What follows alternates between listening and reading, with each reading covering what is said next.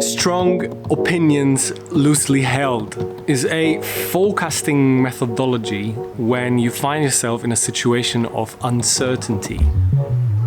Originally proposed by a man called Paul Saffo, 2008, and the way he originally phrased it was actually strong opinions weakly held. He was expressing the idea that when you find yourself in a situation when there just isn't enough information to create a concrete opinion, reasoning, argument about something, it may be better to give a bad opinion than give no opinion at all. More precisely, give a bad opinion, an opinion that you're not entirely certain about, but believe in it, and when new information comes in play, easily let go of it and change your opinion to something else. So approach situations in which you're uncertain, not by refusing to give an opinion, but instead try to come up with something and then iteratively, as more information becomes available, try to update it and negate what you said or believed in before.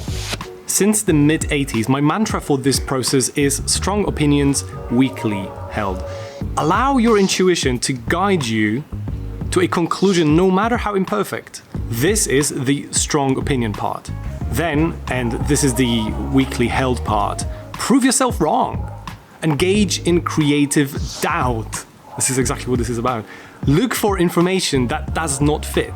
Eventually, your intuition will kick in and a new hypothesis will emerge out of the rubble, ready to be ruthlessly torn apart once again. See, this is an iterative process. That's what he's describing. Believe in something, gather new information, review what you believed in, change that if necessary, gather new information, etc., etc., etc.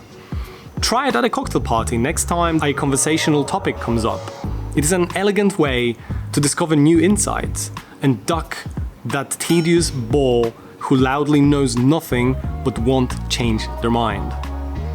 Beautifully put.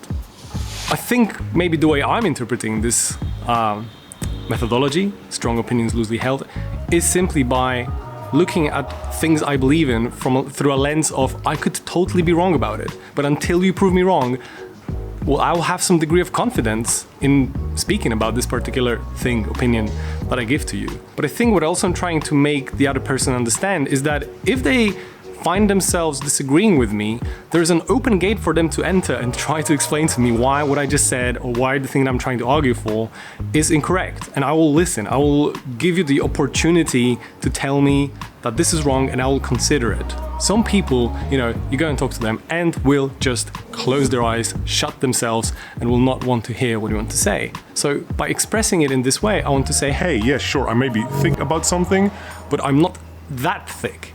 I will defend it as long as it makes sense to me, but the moment you convince me, I will leave it alone and I'll believe in what you're saying, and I'm totally cool with it because my ego doesn't depend on opinions that I give. And my well-being doesn't depend on it either. My well-being hopefully depends on many other things than whether somebody agrees or disagrees with me, or whether I agree or disagree with somebody. The reality is that I think some people get it wrong. Strong opinion loosely held, that mantra, that methodology. It has turned into an excuse that some people will give when they just want to state something in a very strong, obvious, kind of in-your-face way. And I've read a number of articles arguing that strong opinions loosely held actually is a venom that poisons some of the industries, such as, for instance, tech industry. There'll be programmers, software engineers, project managers, leaders that would come in and just say things boldly and proudly in front of their team, leaving no space for discussion.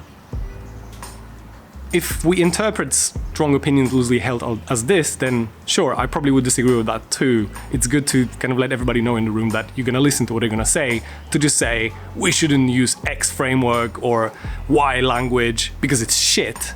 Anybody who believes that it isn't shit will just not stand up because, personally, they don't feel like confronting that person. Add a little bit of strong personality on one hand and weak personality on the other hand, and some problems will just carry on going, and people who want to speak up will never have an opportunity to do so. So just being bold about shit isn't really a way to have a strong opinion loosely held.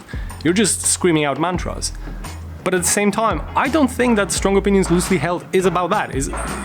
if this is how we interpret it, sure, it's wrong. But if we really think about what originally was meant in there, it's more about forecasting. It's more about predicting stuff.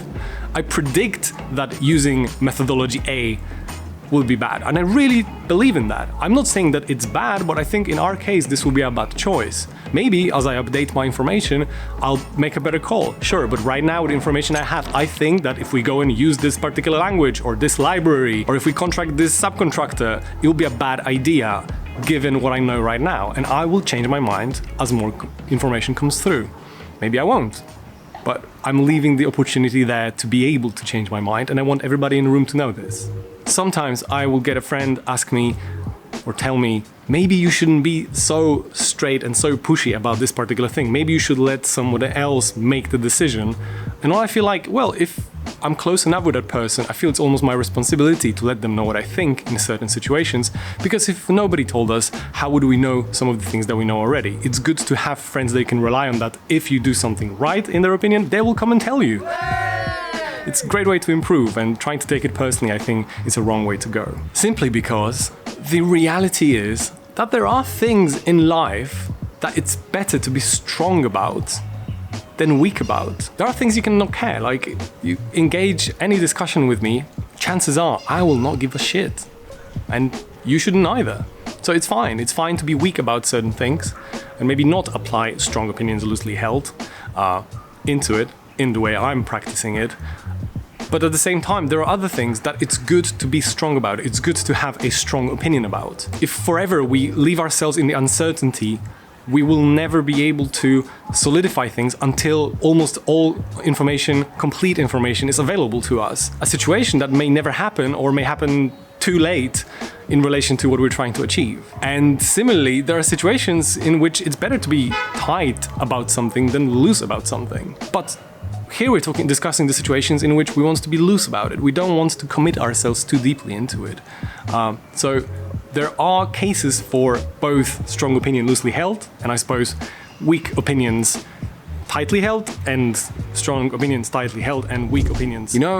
Recently I also stumbled upon an article that describes how Jeff Bezos handles decision making. And one of the points that actually is discussed there is that it's preferred to make a decision early on only with 70% of information than wait until you've got 90% of information to make a certain decision.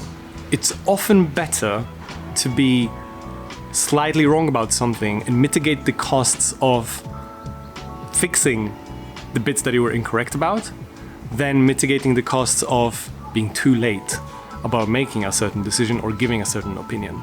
At the end of the day, I look at the concept of strong opinions loosely held about things I believe in, and especially more now since I'm recording videos for YouTube and I'm uploading them and sharing them with all my enormous audience, and I feel maybe not so confident about some of them. I think this is cool, this is interesting, I want to share it with the world, but I'm not entirely sure that this is what I should be saying. Or that in 5 years' time, I'll come back and I think, why would I even say that? This was wrong. I try to mitigate some of that by asking my friends, by discussing the topics I want to put up online earlier with some of my friends. But at the same time, I just tell myself it's fine to be wrong. I'm aware that some of the things I'm saying right now I will not be proud of, and it's okay. I will change my mind, and maybe even the video that you're watching right now, the video I am standing and recording right now, I will deny and I will refuse. But following this methodology, I just want to be confident in just saying what I want to say at the time, in the situation in which I am, given the information I have available to me.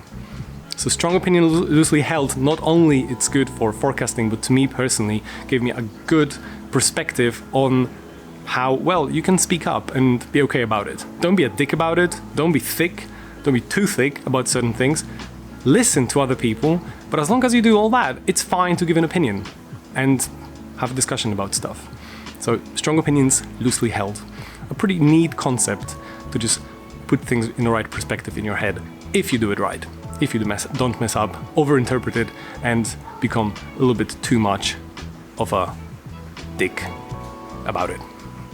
Yeah, I like it, and I think it's pretty cool. I thought that you should know about the concept too. Have a good day.